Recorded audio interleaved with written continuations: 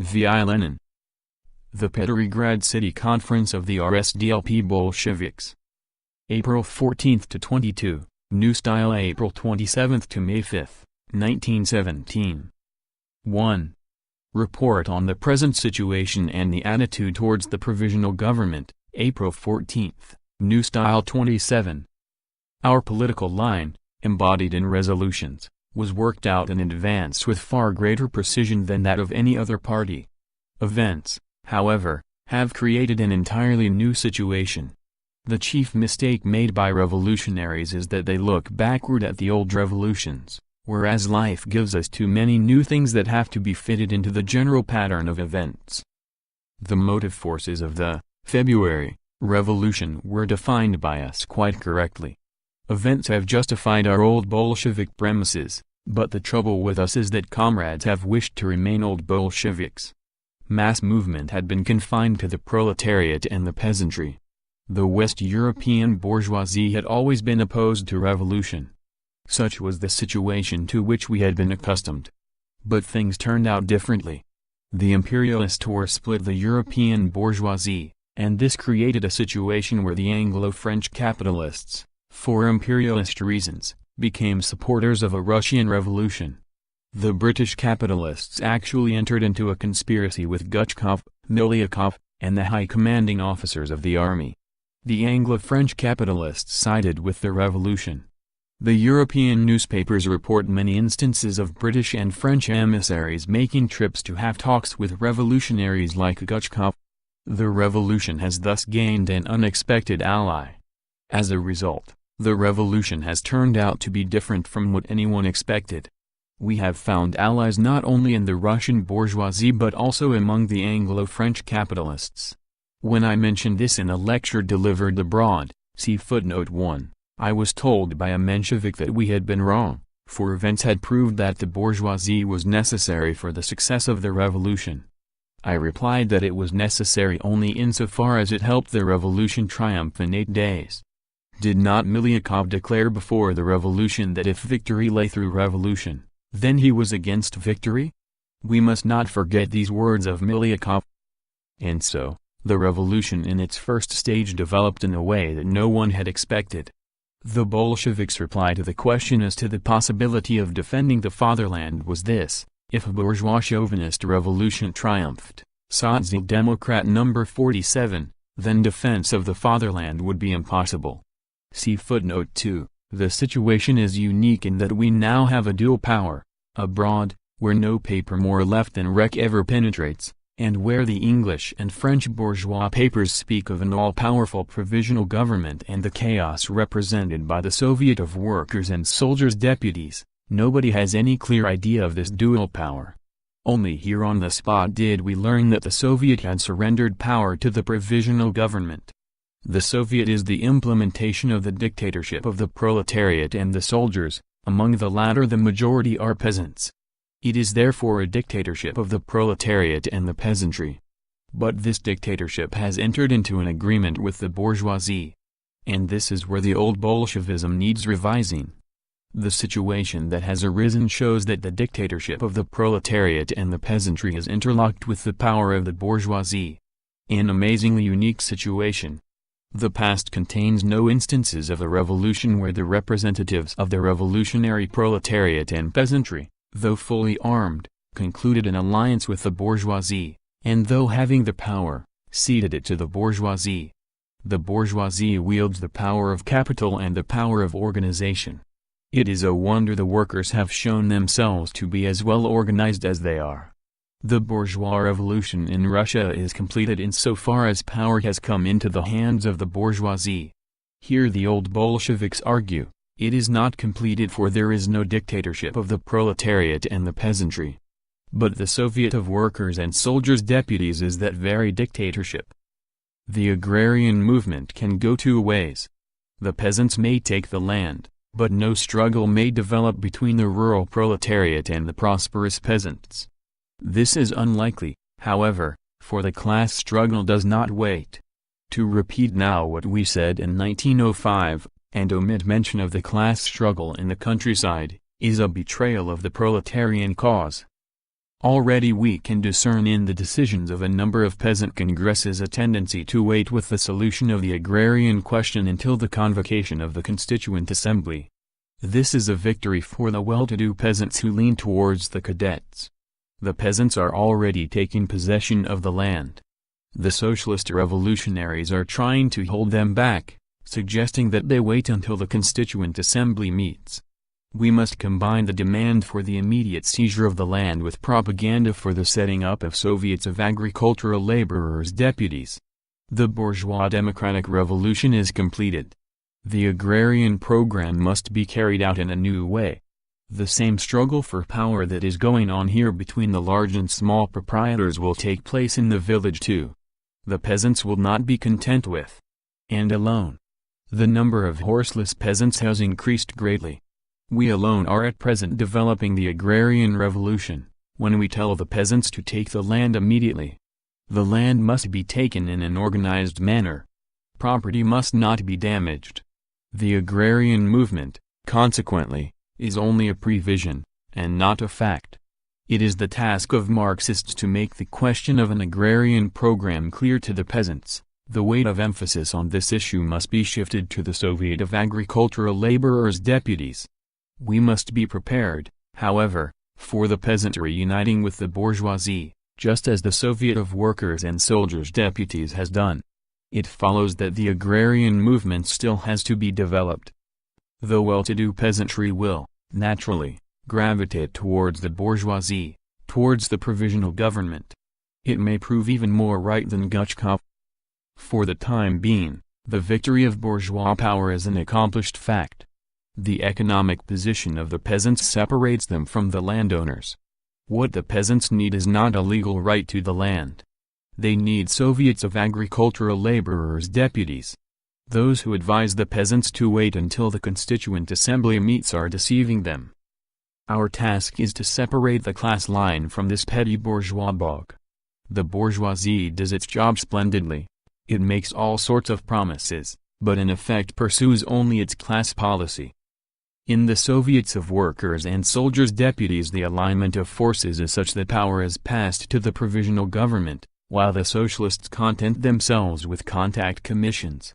True, this government is composed of the most trusted and best people of their class, but still of a definite class. The petty bourgeoisie has surrendered to them completely. Unless we mark out a proletarian line, we shall be betraying the cause of the proletariat. The bourgeoisie rules either by deception or by violence. Just now flattery and deception prevail, and this lulls the revolution.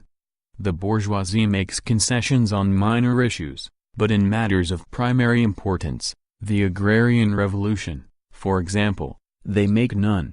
One must be blind to the facts not to see that in Russia, apart from the Bolsheviks, there is nothing but revolutionary defensism, and that it has triumphed everywhere.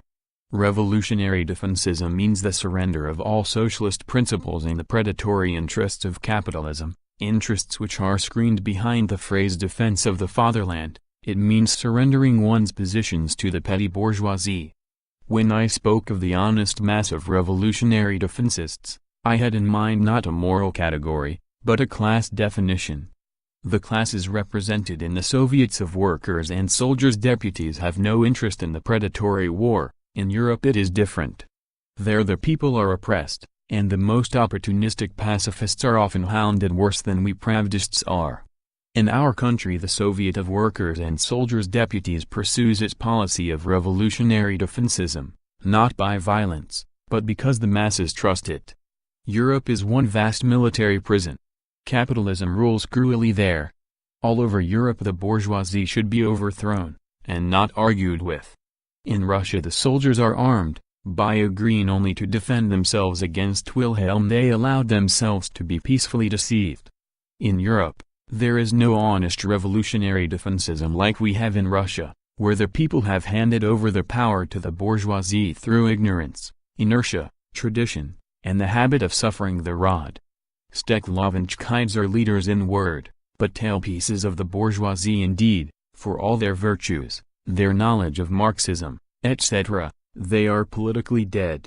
Here in Russia the power is in the hands of the soldiers, who are defensist-minded. The objective class position of the capitalists is one thing. They are conducting the war in their own interests. The soldiers are proletarians and peasants. This is another thing. Are they interested in seizing Constantinople? No, their class interests are opposed to war. That is why they can be made to see light, made to change their minds. The crux of the political situation at this moment is to be able to make the masses see the truth. We cannot talk about having the backing of the revolutionary mass, etc., until we have brought home to the soldiers or to the uneducated masses the meaning of the slogan "Down with War." What is the Soviet of Workers and Soldiers' Deputies? Its class meaning is direct power. We do not have complete political liberty, of course. But nowhere else is there such freedom as exists in Russia today.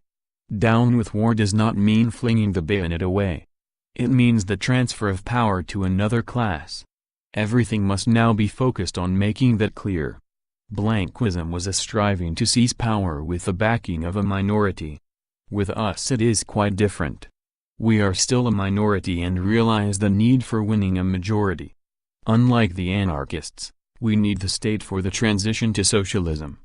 The Paris Commune furnished an example of a state of the Soviet type, an example of direct power wielded by the organized and armed workers, an example of the dictatorship of workers and peasants.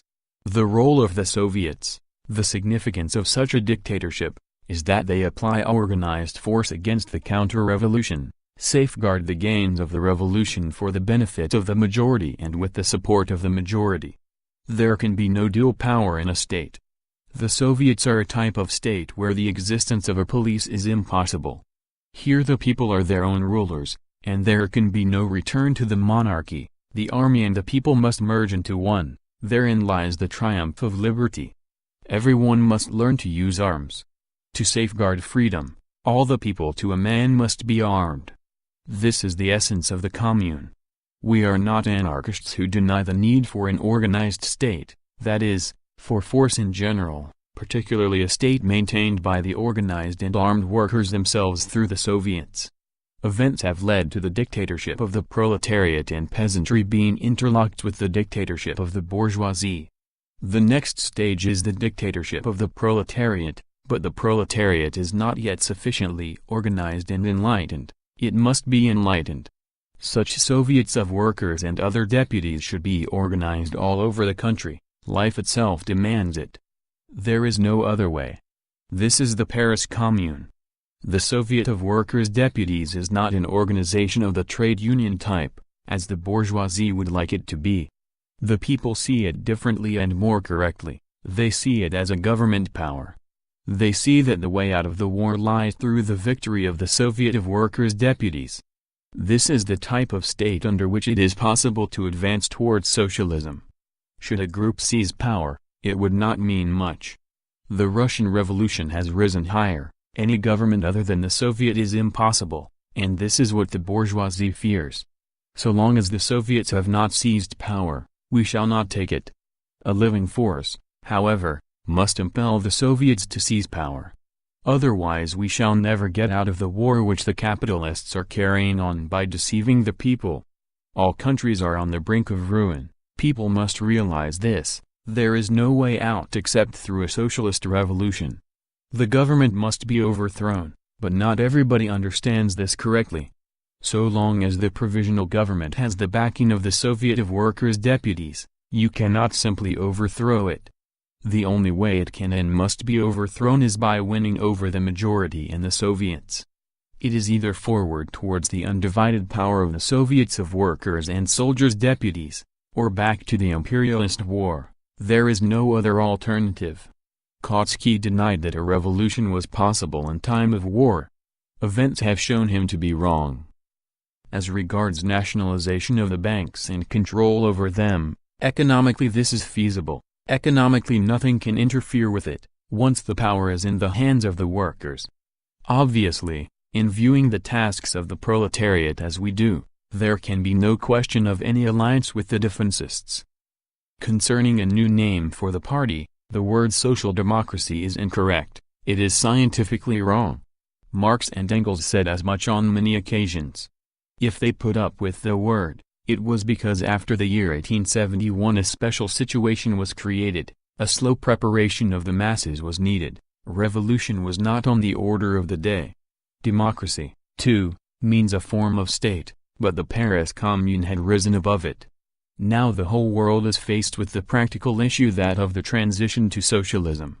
The Social Democrat Plekhanov and the rest of the social chauvinists throughout the world have betrayed socialism. We should call ourselves the Communist Party. A brief report published May 8, New Style April 25, 1917 in Pravda No. 40. First published in full in 1925 in the book The Petrograd City and the All-Russia Conferences of the R.S.D.L.P Bolsheviks, April 1917. Published according to the typewritten copy of the minutes. Notes. 1. See present edition, Volume 23, page 355. 2. See present edition Volume 21, page 403. End of Part 1.